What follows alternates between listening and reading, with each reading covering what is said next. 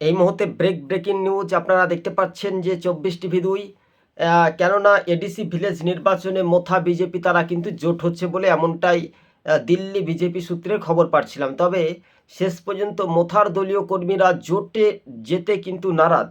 তাহলে কি মহারাজা প্রতীকিশোর দেববর্মার দলকে যখন ভেঙে ভেঙে তছনছ করছে বিজেপি, তার সঙ্গে কি জোট? এই নিয়ে একটা বড় চ্যালেঞ্জের মুখে এডিসি ভিলেজ নির্বাচনে কতটা এগিয়ে থাকে সেটাই এখন দেখার বিষয়।